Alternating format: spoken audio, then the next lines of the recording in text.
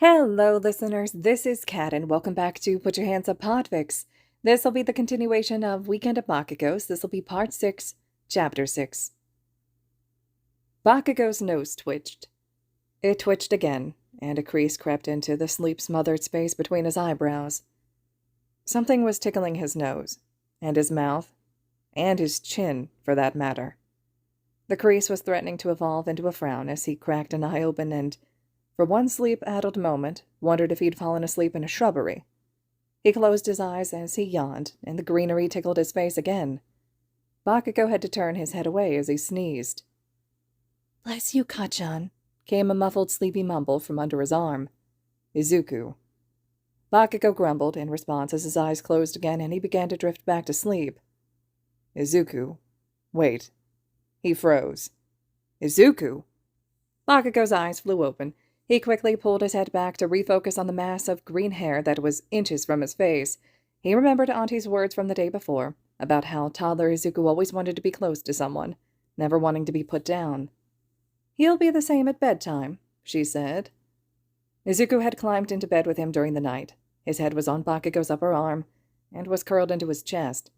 Bakugo dragged his free hand down his face. He thought it would be enough that there was someone else in the room through the night, but apparently not, judging by how much of Izuku's hair had been in his face when he woke up.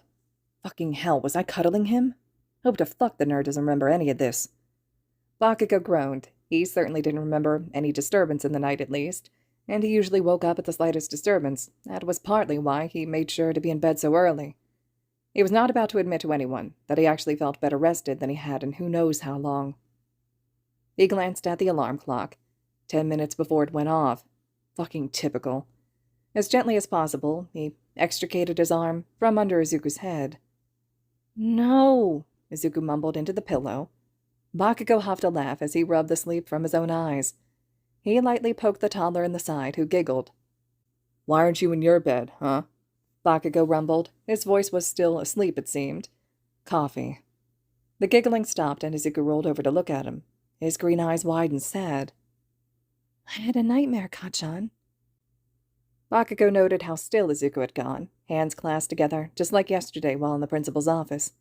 Any frustration he might have been feeling at the invasion of his personal bubble was quelled by the look on the little boy's face.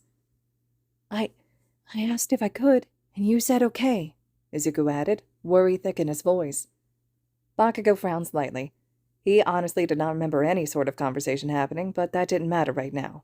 Instead, he softly asked, "You want to tell me about it?" Izuku shook his head fervently. "You okay now?" Izuku nodded this time. "Good. Okay. You stay put and play while I shower. Then we'll get you washed up and dressed." Okie dokie, Kacchan." Izuku struggled through a yawn.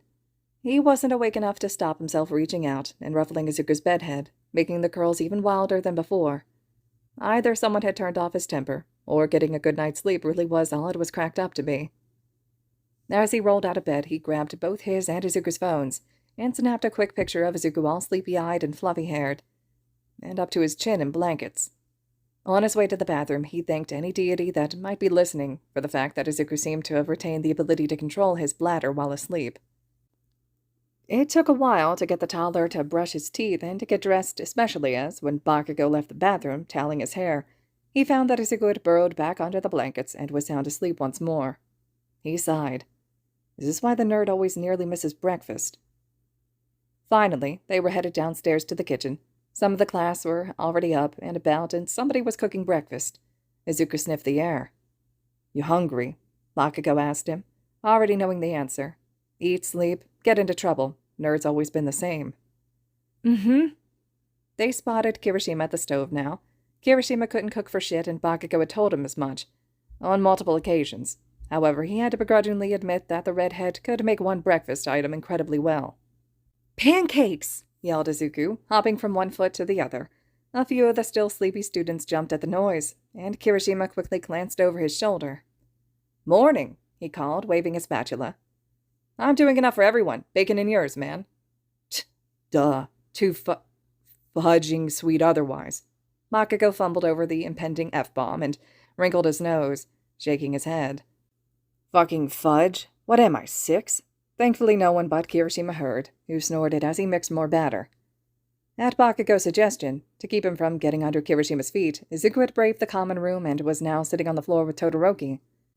Half and half was alternating between producing miniature ice flurries in one palm and the smallest of dancing fires in the other, much to Izuku's fascination. "You're scowling," whispered Kirishima, placing a small pile of pancakes in front of him. "Fuck you," he growled back, but started scowling at his pancakes instead. Coffee, he thought again. As if he had summoned it, a travel mug slid into view next to his plate of pancakes, the most welcome aroma wafting through the little hole in the lid. "You're welcome," Kirishima called over his shoulder as he took a plate across to Izuku. Kirishima had put a lot of effort into becoming a member of the incredibly exclusive club that was capable of brewing Bakugo his morning coffee. The only 3 other people were himself, his dad, and Izuku. To this day, he didn't know how Izuku knew, but at this point he was practically a founding member of Bakugo's imaginary coffee club. Shoveling bacon pancakes into his mouth, he tried not to think about where he'd be if either Izuku or Kirishima had ever given up on him. Bakugo refilled his travel mug before heading out with Izuku and Kirishima in tow. He had the backpack with water bottles and snacks in, and Izuku decided that he preferred the extra height that Kirishima's shoulders afforded. The tiny pang of jealousy had both surprised him and not mixed well with the pancakes. "Where are we going, Kacchan?" Izuku called from his lofty perch. Bakugo turned, walking backwards in front of the other 2. "We're going to do some hero training." He paused to watch Izuku's face shine. "You get to join in." Izuku damn near toppled off Kirishima's shoulders in the excitement. Luckily, the redhead had an iron grip on his legs. Kirishima shook his head at Bakugo. "Bro, don't get him so worked up he hurts himself before we even get there." "He'll be fine," he dismissed. "He will be fine." It didn't take them long to get to Ground Beta, and Aizawa was already there, a crate of training supplies next to him. "Mr. Zawa's here too," Izuku gasped. "Yep, he's our teacher after all," said Kirishima as he lowered Izuku to the floor, whose feet were already moving. As soon as they touched down, he ran to Bakugo and began tugging on his hand as they approached. "Yesterday, Mr. Zawa was telling us about his quirk and—" Izuku paused to take a deep breath. "And he can erase quirks just by looking at people, but it stops when he blinks, and his scarf isn't a normal scarf. It's Izuku's face screwed up as he tried to remember. "It's a binding cloth," supplied Bakugo, setting his travel mug down on a bench. Yeah, a bing cloth, and he can capture people with it, and he's really good at close combat." "I'm glad to see you remember so much of what I told you, Midoriya." Aizawa's low, tired voice interrupted. Izuku went pink, but he nodded, eyes fixed on the pro-hero. Aizawa gave a slight nod back, and then looked to Kirishima. "We'll start with a basic strength test. Tug of war, you and Midoriya." Kirishima nodded and immediately headed to the crate. "Me and Kiri?" Izuku squeaked, clearly confused. Aizawa's eyes flickered to Bakugo, who knelt down to Izuku's level. "You remember yesterday, when Kirishima had to go back to class and you wouldn't let go?" he asked. Izuku nodded. "Then Kirishima activated his quirk." "And I pushed him away because it scared me," Izuku whispered, barely audible. So he did know what happened. "You did." Bakugo swallowed his surprise. "And yesterday, you ran away with the notebook. Remember? You jumped off the table to run after Kirishima." "It broke," Izuku mumbled. "I broke the table, and I pushed Kiri." His brows pulled together and his eyes began to shine. "Oh, no. Quick, think of something." Bakugo sat on the floor properly, with his legs stretched out on either side of the toddler. "Yep, you broke a table, and you pushed Kiri really far," he confirmed. Aizawa took a step forward as Izuku sniffed, but Bakugo shook his head. His teacher stopped and watched with curiosity. I didn't mean to, Kacchan." Izuku hiccuped and coughed, tears beginning to fall in earnest. "I know, buddy. You don't break stuff and push people around. That's my job." Izuku giggled wetly, shaking his head. Bakugo patted the floor and Izuku sat down facing him. "So, what do you think is happening?" he asked quietly. Izuku frowned. "What do you mean?" "Well, a table is really hard to break, and Kirishima's really hard to push around. I've tried." He grinned as Izuku giggled again. "Especially as far as you did yesterday. You'd have to be really, really strong to do both." The tears had stopped, and Izuku rubbed at his face with his sleeve. I remember green. Izuku looked up at Bakugo, who just nodded at him. Kacchan? The little boy grabbed his hand and whispered with an intensity only a 4-year-old can muster. Yeah. Bakugo tried to stop his grin from getting any wider. Am I getting a quirk? Izuku breathed. Am I super strong, Kacchan? I think so, buddy, he whispered back. Mr. Aizawa does too. That's why he asked for us to come here today. And that's why me and Kiri are going to do tug-of-war. Izuku pointed to Kirishima, who had his arms full of rope and had stopped to listen to the little boy's revelation. They all nodded. Izuku seemed to realize how tall Kirishima was at that moment. He leaned into Bakugo and whispered, Kacchan, how strong is Kiri? I'm super strong too, little man, Kirishima announced when he overheard with fists on his hips. Izuku only looked to Bakugo for confirmation, while Kirishima spluttered indignantly. He's pretty strong too. You'll have to give it your all, Bakugo admitted seriously. Okie dokie, Kacchan. I will. Izuku stood up proudly and mimicked Kirishima's pose before running off to where the redhead was now laying out the rope.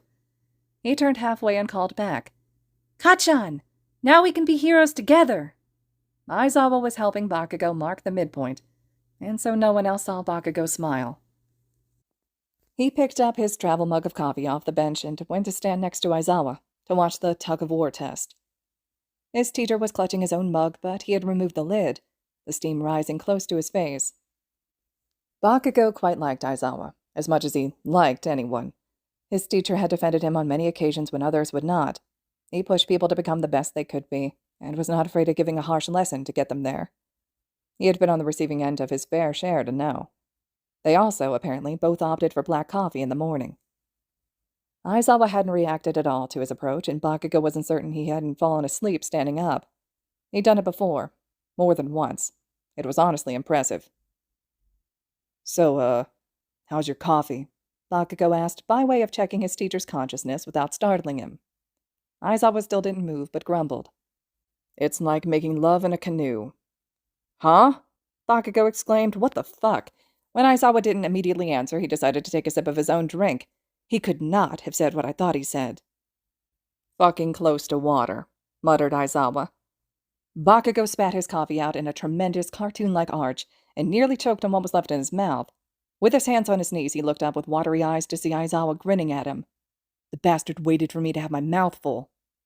Language, he rasped at his teacher, acutely aware that that was normally Aizawa's line. It's a Saturday. Get off my back, Aizawa deadpanned back, still grinning. He straightened up and watched Kirishima show Izuku how to stand properly, feet apart with a bend to his knees, then run back to pick up his own end of the rope. You handled that very well, by the way, his teacher drawled. Bakugo only shrugged in response as Kirishima and Izuku began to pull against each other. How did you know what would work? He sighed. Izuku's always been the same. He needs to figure it out himself before he'll accept what's staring him in the face. You know him very well, Aizawa said quietly. He knows me better, I think. I'm just winging this, Bakugo admitted. Izuku had taken a couple steps forward.